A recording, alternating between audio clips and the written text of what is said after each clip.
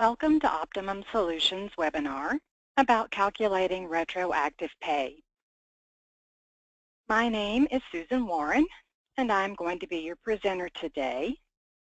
We're going to talk about calculating retroactive pay and the things that you'll need to consider when you're faced with the issue or the opportunity of calculating retroactive pay, or some of you may refer to it as back pay.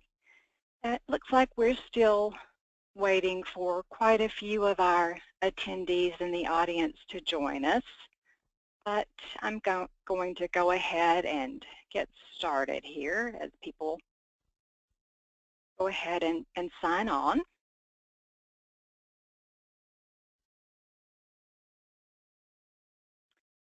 Here are some of the areas that we're going to touch on today. What is retroactive pay? We're going to look at the definition of retro pay and when you might owe retroactive pay to your employees. What would be some of the reasons to calculate retro pay? We'll look at some of the specific scenarios that include circumstances that would require you to calculate and pay retroactive pay or back pay to your employees. We'll also look at types of pay to consider when you calculate retroactive pay. You may need to include all of your pay type codes or your earnings codes, or there may be certain types of pay that you would not need to consider when you're calculating retroactive pay, and we'll talk a little bit about that. We're going to look at several real examples of calculations for calculating retroactive pay. And I'll tell you up front that the salary exempt calculation that we're going to look at is going to be the simplest of the examples that we're going to look at. The hourly regular pay calculation is probably going to be the next simplest calculation. But then we're also going to look at an hourly calculation that includes weighted overtime. This employee is going to have multiple types of pay where he worked different pay types, different hours, and he's going to end up with weighted overtime over a 2-week period. And that calculation becomes a little bit more complex. So that's going to be the most complicated of the calculations that we're going to look at. So we'll discuss how you would handle retro pay for that situation. And then finally, we're going to look at a few other sort of miscellaneous considerations that you might need to think about when paying retro pay. We'll look at taxation issues and also deductions and benefits, things that you might need to consider about those topics when you're looking at retroactive pay or back pay. I will take this opportunity to let you know of one thing that we're not going to cover in today's webinar, something that some of you may consider to be retroactive pay or back pay. So if you're here to learn about damages granted to employees or awards granted to employees by lawsuits or settlements for violations of employment laws, we're not going to address that in today's webinar. That does not fit the definition of retroactive pay that we're going to be discussing today. If you're waiting for that to pop up, we're not going to discuss those awards or damages today. So just want to let you know that ahead of time. What is retroactive pay? The definition of retro pay is money that is owed to an employee for work that was done in the past at a much lower wage rate. For example, employees worked hours in a past pay period, but they were not paid the correct wage rate at that time.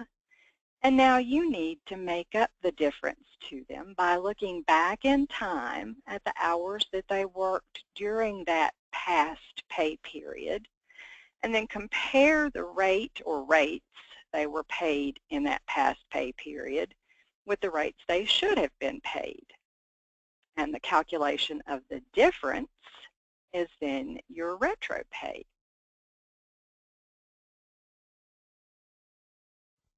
And there are lots of reasons why retroactive pay might be necessary. Probably the most popular one is at the top of our list here, late notice of pay increases from management. Perhaps a manager or a supervisor did not submit pay increases to payroll or HR in a timely enough manner to get the higher pay rate into the payroll system. So you've got an employee expecting to see a promised raise on his check, and he doesn't see it. Sometimes those managers and supervisors out on the shop floor don't always work under the same time restraints and deadlines as payroll and HR.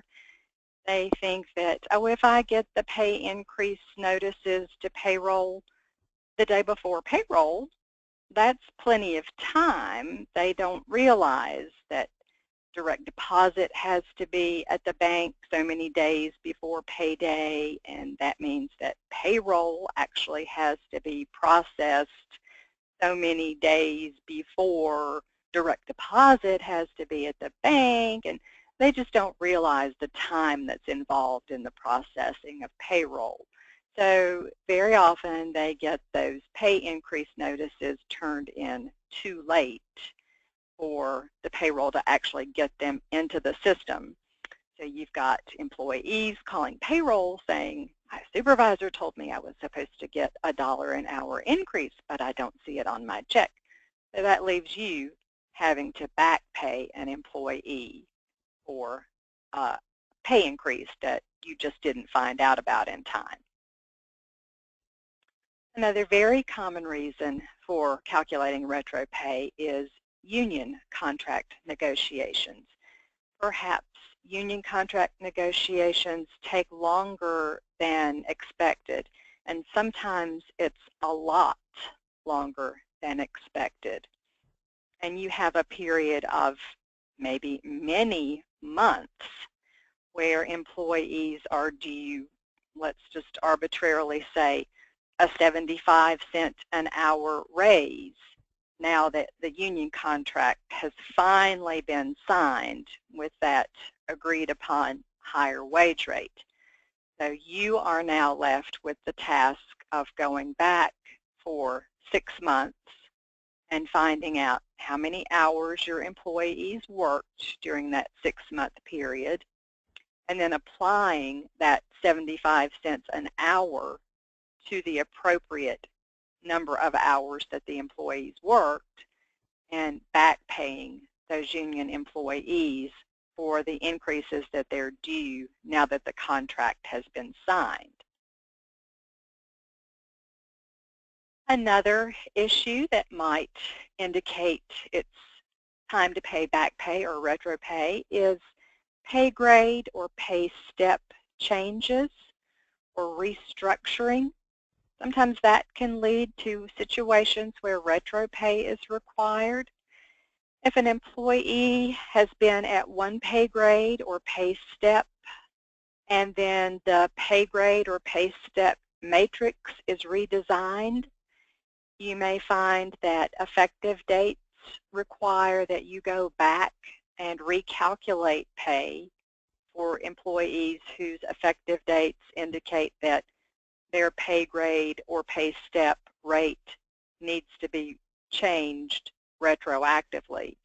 So you'll need to calculate some back pay for those employees if that pay grade or pay step matrix was restructured or redesigned.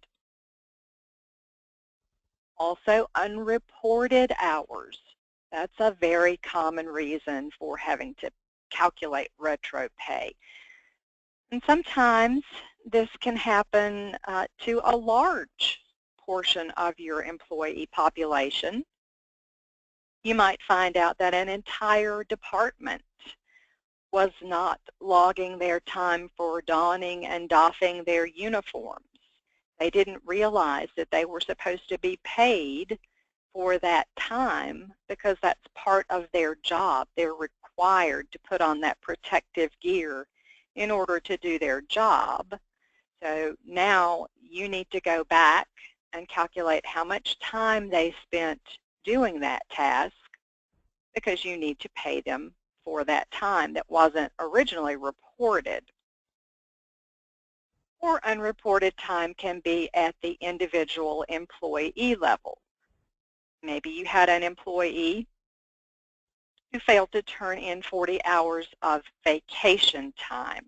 His regular time was reported on his time clock punches, but somewhere along the line, his 40 hours of vacation time got lost, and he didn't realize it until he got his check 2 weeks or 4 weeks later. So now he's gone to his supervisor and said, I didn't get paid for 40 hours of vacation that I took. I should have gotten paid. Someone's come down to you, trickled downstream to you in payroll. So now you have to back pay that employee for the 40 hours of his vacation. And perhaps there's even been a rate change during the interim that's passed. So you might need to go back and check his rate to make sure that you're paying him his back pay at the correct rate. Or perhaps something major has happened at your organization, like a wage and hour audit that has revealed that a lot of workers may have been misclassified. And you've been ordered to back pay wages and overtime even to employees who are now going to be hourly, but who were once salary. That can be a very challenging task, but if you're court ordered to do that, you don't have any options. You have to commit to calculating that retroactive pay.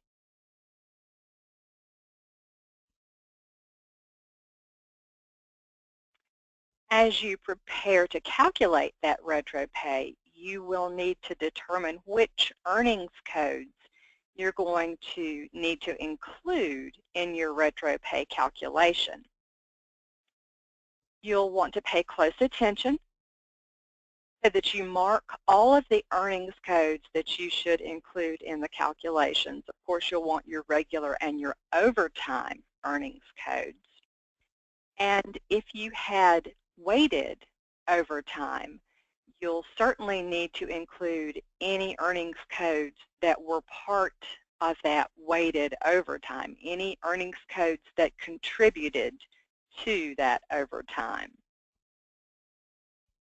If you're a tipped establishment, you'll certainly want to include your tips earnings codes and also your tips makeup pay earnings codes.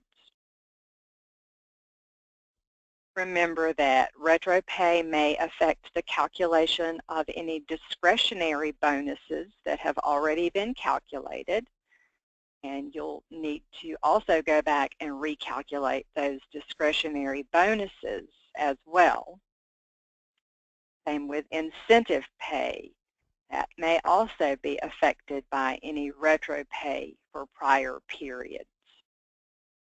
And any gross-up calculations for the affected period would also be affected by retro pay.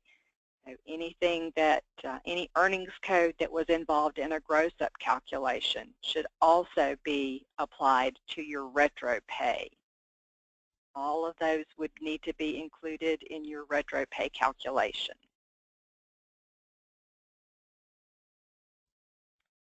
Here's our first example of our retro pay calculation. And as I said earlier, this is probably the simplest one.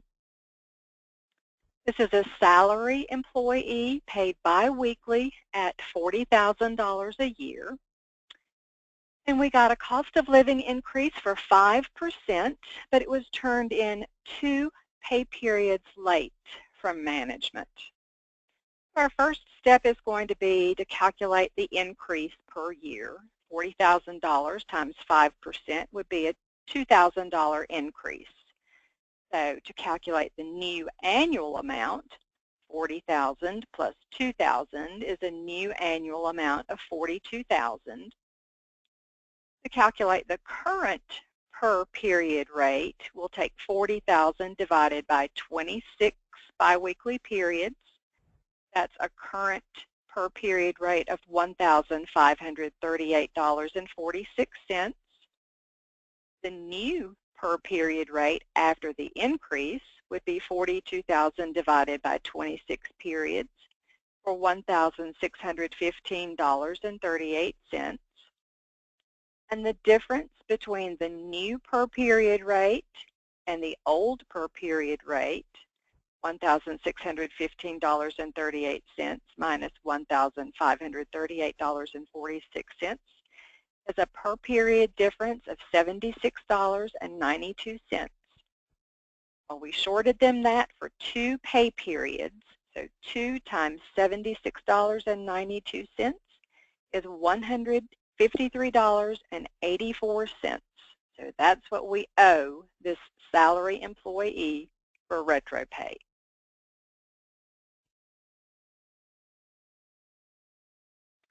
And our next example is also pretty simple. It's an hourly employee, also paid biweekly. Regular hour rate is $11 per hour.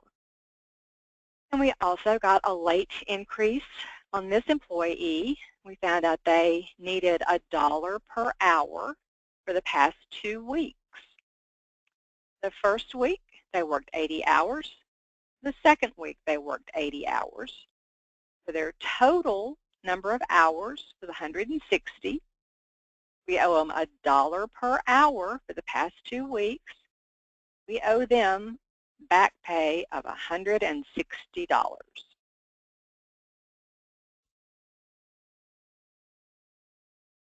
All right, here's our third example, and this one's a little more complicated. This hourly employee is paid biweekly, $10 per hour. We got a late increase that they need an extra $1 an hour for the past 2 weeks. And for the past 2 weeks, this employee was paid some regular hours, some holiday hours, some incentive pay, and some weighted overtime. We're going to look at the weeks individually. In the first week, they got regular pay of 50 hours, holiday pay of 8 hours, weighted overtime of 10 hours.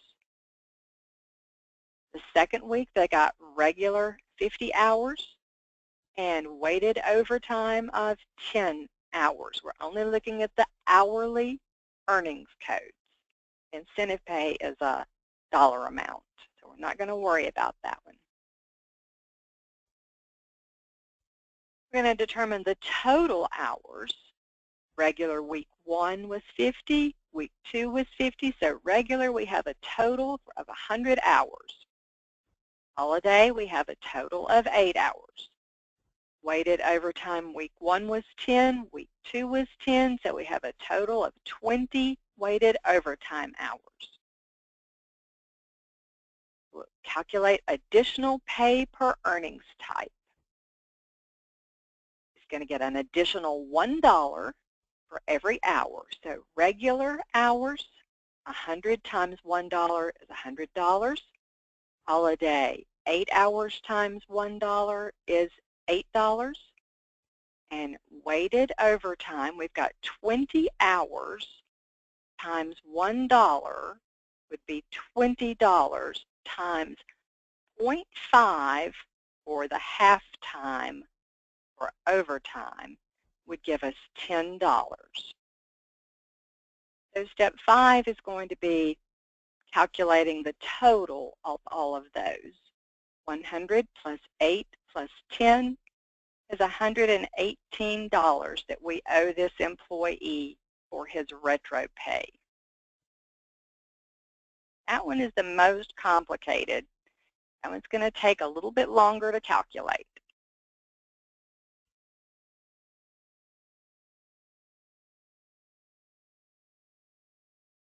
A couple of other things that you would need to consider when you're looking at retro pay.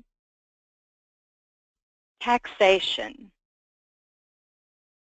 Retroactive wage payments are considered taxable when they are made, and they're subject to the current tax rates at that time.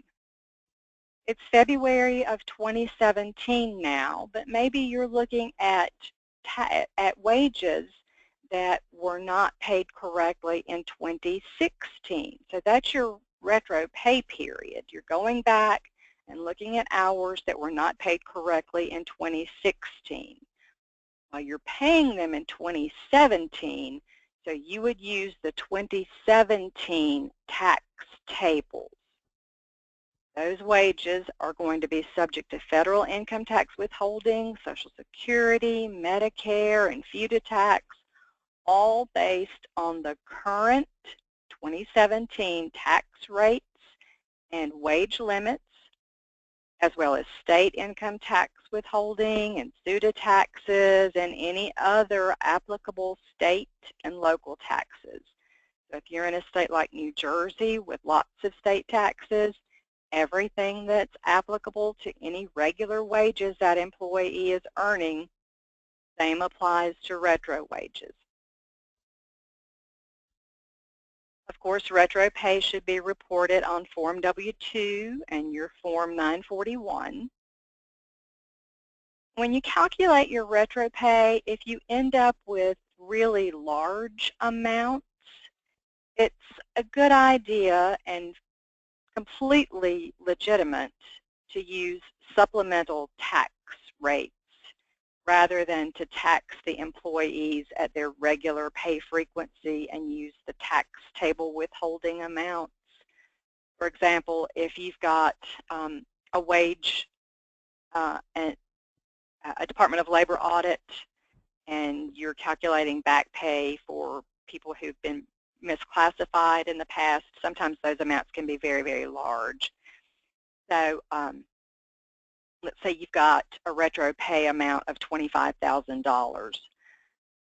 A weekly tax frequency tax table calculation on a retro pay of something like $25,000 is going to have a huge tax liability for that employee. But if you used the supplemental tax rate of 25%, the tax liability for the employee is going to be less, and it's going to be easier for you to calculate if you just use the supplemental rates for federal income tax and state income tax. And that is completely legal. You are allowed to do that on retroactive pay. Another consideration for retro pay would be deductions and benefits that are a percentage of gross pay. And probably the most common example or obvious example would be a 401k.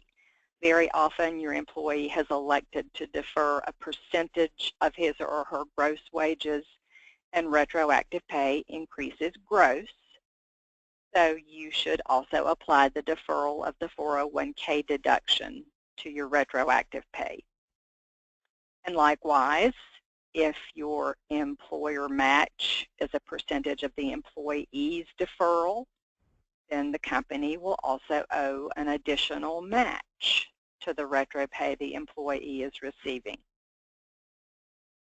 And keep in mind that 401k may not be the only deduction and benefit that falls into this category. So just be aware to look at deductions and benefits very carefully. You may have other deductions and benefits that are based on a percentage of gross pay.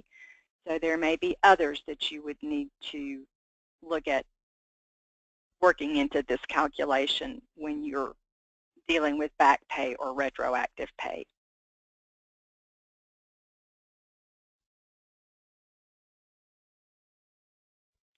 We'd like to thank each one of you for spending your time with us this morning. We hope you've learned some valuable information about calculating retroactive pay. And we hope you'll join us for more of our upcoming educational webinars. I'd like to remind you that this video has been recorded today, and we will be posting this on our website for on-demand viewing. We'll let you know when that's available. Watch for announcements about more webinars coming soon, and we hope that each one of you has an optimum day. Thanks a lot.